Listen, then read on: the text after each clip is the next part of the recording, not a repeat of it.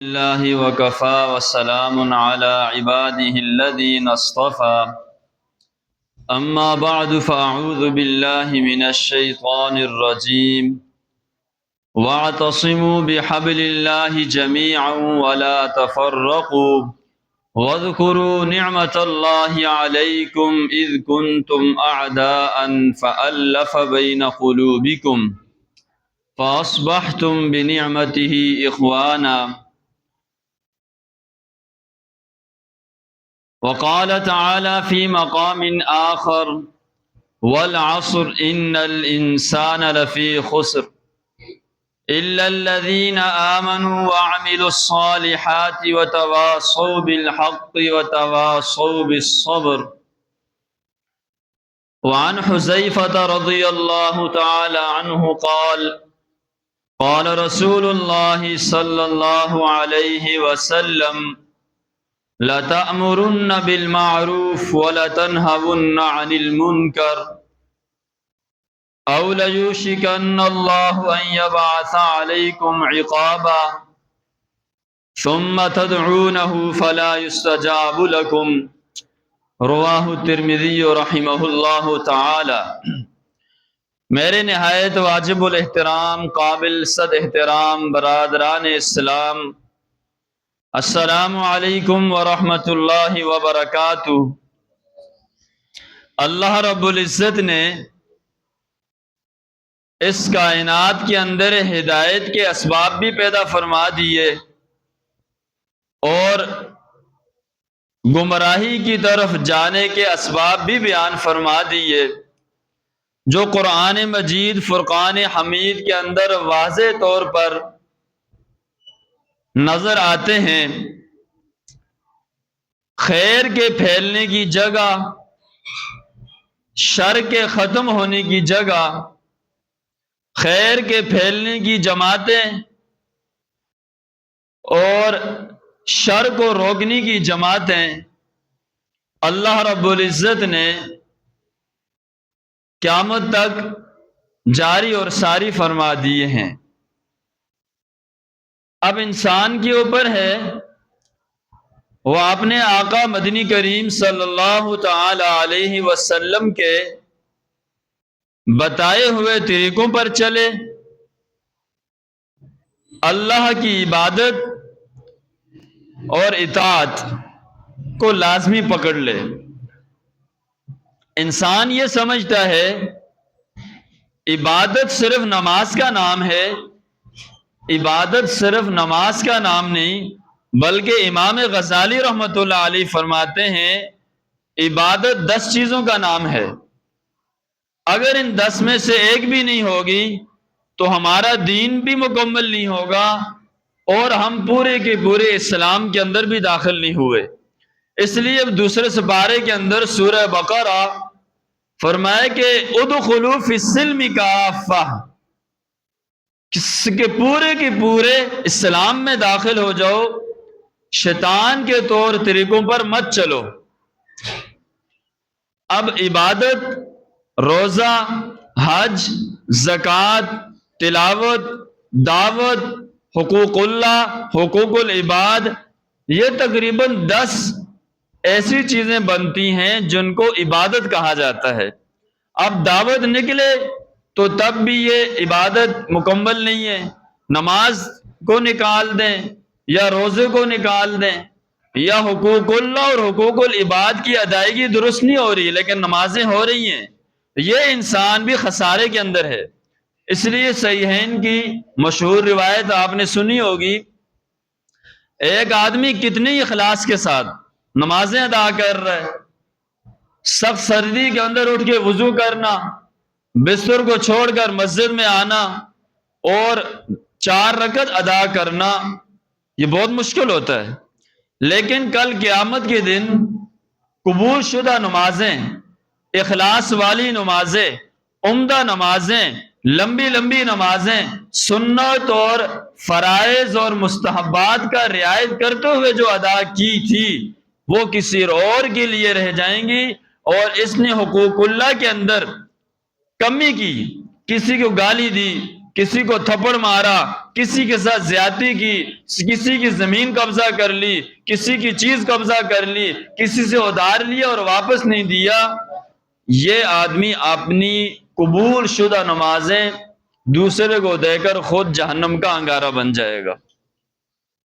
تو اس لیے عبادت ایک خاص چیز کا نام نہیں ہے، ایک خاص رکن کا نام نہیں ہے، بلکہ مقصود یہ ہے جس طرح سجدے میں جھکے ہو، جس طرح رکوع میں جھکے ہو، اللہ اور اس کے رسول کے حکموں کو سامنے اپنے دل کو جھکا دو، اپنے دل کو، بولو بھائی، اپنے دل کو جھکا دو۔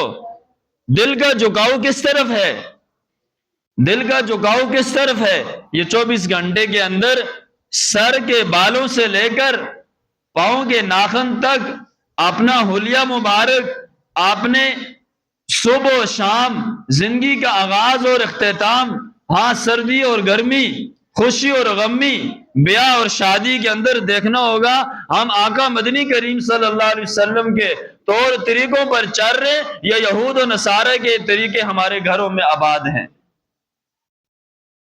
اس لیے کہا گیا کہ مکمل پورے کی پورے دین کے اندر داخل ہو جاؤ، اطیعوا اللہ و اطیعوا الرسول، جو اطاعت ہے اس کے اندر ساری چیزیں آتی ہیں۔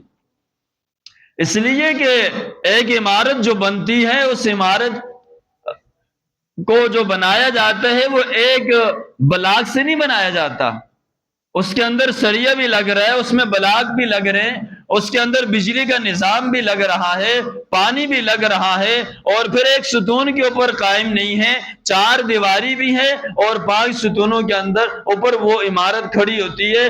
فرمایا کہ اسی طرح اسلام ایک خاص رکن کا نام نہیں، یہ پورے کے پورا دین ہے، جو دین والوں کے ساتھ مل کر، اللہ والوں کے ساتھ، علماء صلحاء اور خیر کی باتیں کہنے والوں کے ساتھ بیٹھیں گے تو سمجھ میں آ جائے گا۔ اس لیے کہ اگر گھر کے اندر معاملات ٹھیک نہیں ہیں تو جتنی لمبی نمازیں ہوں گی وہ آخرت میں خسارے کا ذریعہ بن جائیں گی۔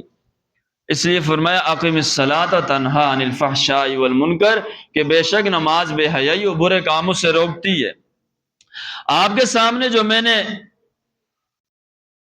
قرآن مجید فرقان حمید کی تلاوت کی ہے ایک آیت، اللہ رب العزت فرماتے ہیں وَاعْتَصِمُوا بِحَبْلِ اللَّهِ جَمِيعًا، اللہ کی رسی کو مضبوطی سے پکڑے رکھو، وَلَا تَفَرَّقُوا، فرقہ واریت اور آپس میں تقسیم ہو جانا اور بٹ جانا، فرمایا آیت کا مفہوم ہے ایسا نہیں کرنا۔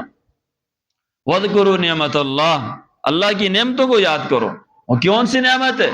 اسلام کی نعمت، امام الانبیاء صلی اللہ علیہ وسلم کی نعمت، آپ کی ذات مبارک، آپ کی امت کے اندر پیدا ہونا۔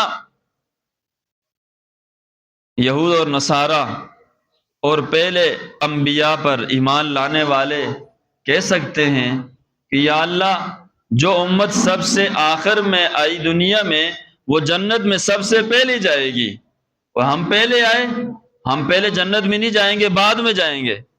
اس کی بھی وجوہات ہیں۔ اور اتنی عظیم امت، اس امت کے اتنے عظیم نبی، سرور کائنات، سید عالم، سرور کونین، سید الکونین، خاتم النبیین، رحمت للعالمین، گنبد خضراء کی مکین، محمد عربی صلی اللہ تعالی علیہ وآلہ وسلم بھی اعلیٰ، آپ کی امت بھی تمام امتوں سے سب سے اعلیٰ۔ آپ نبیوں میں اعلیٰ، آپ کی امت ساری امتوں میں سب سے اعلیٰ۔ اس لیے آپ کو جو کتاب دی گئی وہ کتاب ساری کتابوں سے اعلیٰ۔ اس لیے آپ کو جو ساتھی دیے گئے، جو رفیق سفر دیے گئے، جو آپ کو ازواج مطہرات یعنی بیویاں دی گئی، اولاد دی گئی، یہ سب سے اعلیٰ۔ جس شہر میں آپ تشریف لائے وہ شہر سارے شہروں میں سب سے اعلیٰ۔ جس گلیوں میں آپ گزرتے تھے وہ گلیاں ساری گلیوں سے اعلیٰ۔ جو درخت آپ کو سلام کرتا تھا وہ درخت سارے درختوں میں سب سے اعلیٰ، جس پہاڑ کے اوپر آپ کھڑے ہوئے وہ پہاڑ سارے پہاڑوں میں سب سے اعلیٰ، اور جس جگہ آپ نماز پڑھتے تھے وہ جگہ دوسری جگہوں میں سب سے اعلیٰ۔ بلکہ ہمارا نقطہ نظریہ تو یہ ہے، اللہ کی بہت ساری مخلوقات ہیں، ایک بیت اللہ ہے، بیت اللہ کے اوپر کرسی ہے، اس کرسی کے اوپر اللہ کا عرش ہے، اس عرش کے اوپر اللہ رب العزت جلوہ افروز اپنی اس کے مطابق ہیں، لیکن سب سے اعلیٰ مخلوق یہ عرش ہے۔ اہل سنت کا یہ نظریہ ہے، جس جگہ پہ امام الانبیاء خاتم الانبیاء صلی اللہ علیہ وسلم مدفون ہیں اور جس جگہ آپ کی قبر مبارک ہے، یہ کائنات کی ساری جگہوں سے سب سے اعلیٰ جگہ ہے۔ کیوں؟ عرش بنایا ان کی خاطر تھا، عرش کرسی بنائی ان کی خاطر تھی، یہ کائنات سجائی ان کی خاطر تھی۔ تو مجھے بتاؤ، وہ تو ان کا وہ عرش کا وجود تو میرے نبی کی وجہ سے ہے، اس لیے میرے نبی کریم صلی اللہ علیہ وسلم کی جگہ ساری جگہوں میں سب سے اعلیٰ، مخلوقوں میں سب سے اعلیٰ ہے۔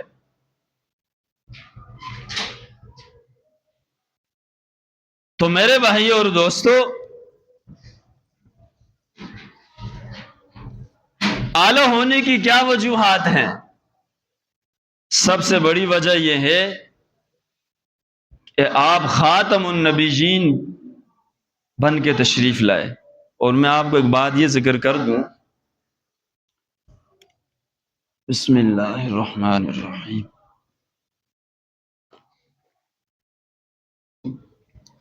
ایک قادیانی ہے عاطف نام سے، یہ قادیانیوں کا سربراہ ہے۔ اس کا کہنا ہے کہ ہمیں جو نقصان پہنچ رہا ہے وہ نقصان ختم نبوت کی جتنی بھی جماعتیں ہیں، بہت ساری جماعتیں ہیں ہر جگہ پہ ماشاءاللہ، عالمی مجلس تحفظ ختم نبوت، تحریک تحفظ ختم نبوت، بہت ساری جماعتیں ہیں۔ جتنا نقصان ہمیں تبلیغ والے پہنچا رہے ہیں اتنا نقصان ہمیں ختم نبوت کی جماعتیں بھی نہیں پہنچا رہی۔ وہ کیسے؟ کہا کہ ہر دروازے پہ دستک دے کر کہتے ہیں امام الانبیاء آخری نبی ہیں، آپ کے بعد کسی نبی نے نہیں آنا، لہذا نبیوں والی محنت ہم میں سے ہر ایک کلمہ گو کے ذمہ ہے۔ اور دمک کی طرح یہ تبلیغ والے ہمیں کھا رہے ہیں اور ہمارے بندوں کو لے کے جا رہے ہیں، یہ ان کا اعتراف ہے۔ اور باہر ملکوں کے اندر تبلیغ والوں کے ہاتھ پہ ہزاروں عیسائی اور یہودی مسلمان ہو رہے ہیں۔ یہاں تو یہ کہا جا رہا ہے کہ کام جو نام کا مسلمان ہے اس کو کام کا مسلمان بنا لو، جو قومی مسلمان ہے، عصبیت میں ہے، قوم پرستی میں ہے، اس کو دینی مسلمان بناؤ۔ یہاں تو یہ محنت ہو رہی ہے، اس کو نمازی بناؤ، اس کو صرف عید اور 27 رمضان سے ہٹا کر 5 وقت کا پابند کا نمازی بناؤ۔ یہاں تو یہ محنت ہو رہی ہے۔ باہر ملکوں میں اس جماعت کی برکت سے اللہ رب العزت لاکھوں کی تعداد میں کافروں کو اسلام میں داخل ہونے کی نعمت سے نواز رہے ہیں۔ تو میں نے آیت پڑھی تھی آپ کے سامنے کہ وَاعْتَصِمُوا بِحَبْلِ اللَّهِ، اللہ کی رضی کو مضبوطی سے تھامو۔ اور عبادت اور دعوت یہ ایسے لازم ملزوم ہیں، ایسے آپس میں جڑے ہوئے ہیں جیسے آپ کا سر اور بدن ہے۔ سر ہو بدن نہ ہو تو انسان کامل نہیں، اگر بدن ہو سر نہ ہو تب بھی انسان کامل نہیں۔ جس طرح سر ہے اسی طرح اسلام کے اندر دعوت ہے اور نماز ہے۔ میں آیت پڑھتا ہوں، وَمَنْ أَحْسَنُ قَوْلًا مِّمَّنْ دَعَا إِلَى اللَّهِ، اس سے بہتر کس کی بات ہو سکتی ہے جو لوگوں کو اللہ کی طرف بلائے۔ اس آیت کا دوسرا حصہ، وَعَمِلَ صَالِحًا، اور وہ نیک عمل کرتا ہو، عبادت کرتا ہو، نماز سے بڑی عبادت تو ظاہر ہے کوئی نہیں۔ وَقَالَ إِنَّنِي مِنَ الْمُسْلِمِينَ، اور یہ بھی کہتا ہوں میں عام مسلمان ہوں، میں کوئی بڑا عالم مفتی فقیہ نہیں ہوں۔ اس لیے فرمایا کہ یہ دعوت والا جو کام ہے اس کے لیے عالم ہونا، قاری ہونا اور پڑھا لکھا ہونا ضروری نہیں۔ وَعَمِلَ صَالِحًا، نیک عمل کرتا ہو، نیک عمل کی دعوت بھی چلائے۔ صحابہ کرام کس وجہ سے کامیاب تھے؟ کس وجہ سے کیسر و کسرا کی لڑکیاں اور ان کے خزانے صحابہ کے قدموں میں آئے، اہل بیت کے قدموں میں آئے؟ وجہ کیا تھی؟ وجہ یہ تھی امام الانبیاء صلی اللہ علیہ وسلم نے محنت کی۔ ہر فرد پر ایسی محنت کی، ہر ایک کو دائی بھی بنایا۔ کوئی صحابی ایسا نہیں ہے کہ جو عبادت میں مصروف ہو اور دعوت نہ دیتا ہو۔ صحابہ کرام کی 3 قسمیں تھی، یہ ذرا یاد رکھیے گا۔ ایک جماعت صحابہ کی وہ تھی جنہوں نے ساری زندگی دین کے لیے وقف کر دی تھی، مثلا حضرت سیدنا ابو ہریرہ رضی اللہ تعالیٰ عنہ۔ بعض صحابہ وہ تھے جو زیادہ وقت مسجد کو دیتے تھے اور تھوڑا بہت وقت تجارت کو دیتے تھے، اور بعض صحابہ وہ تھے جو آدھا وقت مسجد کو دیتے تھے، مسجد کے اعمال کو دیتے تھے، مسجد میں لوگوں کو لے کر آتے تھے، اسلام کی طرف دعوت دیتے تھے، اور آدھا ٹائم بچا ہوا اپنے بیوی بچوں میں اور اپنی تجارت میں مشغول رہتے تھے۔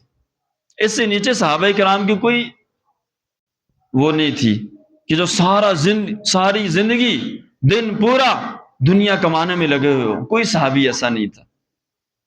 اس لیے نبی علیہ الصلوۃ والسلام نے صحابہ پہ محنت کی، صرف ان کو اسلام میں داخل نہیں کیا، ہر صحابی کو داعی بنایا، ایسی دعوت پہ کھڑا کیا، تجارت اور اس طرح جتنی بھی زمینداری تھی، کوئی بھی پیشہ ان کو دعوت سے نہ روک سکا، دعوت وہ دیتے تھے۔ اور ابو ہریرہ رضی اللہ تعالیٰ عنہ کا جو ایک بڑا حصہ حدیثوں میں ملتا ہے، 5 لاکھ سے اوپر حدیثیں روایت کرتے ہیں، ان کو اسلام میں لانے والے طفیل بن عمر دوسی رضی اللہ تعالیٰ عنہ تھے۔ صحیح بخاری شریف میں موجود ہے، یہ اسلام لے کر آئے اور اسلام لاتی اپنی قوم کو جا کے دعوت دی، قوم والے مسلمان نہیں ہوئے۔ پھر تشریف لائے، یا رسول اللہ آپ دعا فرما دیجئے، یا رسول اللہ آپ دعا فرما دیجئے، میری قوم مسلمان نہیں ہو رہی۔ آپ نے ہاتھ اٹھائے، اللہم اتی دوسن، اللہم اہدی دوسن واتی بہم، اے اللہ دوست کو لے آ اور دوست قبیلوں کو ہدایت عطا فرما۔ تو سب سے پہلے قبیلہ دوست کے اندر ابو ہریرہ رضی اللہ عنہ مسلمان ہوئے۔ دوسری میں نے آپ کے سامنے قرآن مجید کی ایک چھوٹی سی سورت تلاوت کی، جو دیکھنے میں چھوٹی ہے، لیکن امام شافعی جو بڑے 4 اماموں میں سے ایک بڑے امام ہیں، وہ فرماتے ہیں کہ اللہ رب العزت اگر پورا قرآن نہ اتارتے، انسانیت کی ہدایت کے لیے صرف یہ سورت ہی اتار دیتے تو کافی تھی۔ اس سورت کا مفہوم کیا ہے میں وہ بیان کر، والعصر ان الانسان لفی خسر، قسم کھائی اللہ رب العزت نے، زمانے کی قسم کھائی۔ اچھا بعض مفسرین کہتے ہیں نماز عصر کی قسم ہے، کیوں؟ آپ نے دیکھا ہوگا عصر میں اور مغرب میں بہت تھوڑا وقت ہوتا ہے، آدھا گھنٹہ، فرمایا کہ زمانے کی قسم اور نماز عصر کی قسم، دیکھو انسانوں جتنا ان دونوں نمازوں میں وقت ہے، اتنا ہی وقت تمہیں اللہ نے دنیا میں دیا ہے۔ یہ مت سوچنا کہ بہت لمبی زندگی ہے اور بہت زیادہ وقت دنیا میں رہنا، اس لیے تیاری کرتے رہو۔ فرعون 400 سال تقریباً اس نے حکومت کی ہے، سورہ نور کے اندر موجود ہے، قیامت کے دن اللہ اس سے پوچھیں گے، سورہ نور سے پہلی والی سورت میں، کہ دنیا میں کتنا عرصہ رہ کر آئے؟ وہ کہے گا یا اللہ ایک گھڑی۔ کتنا؟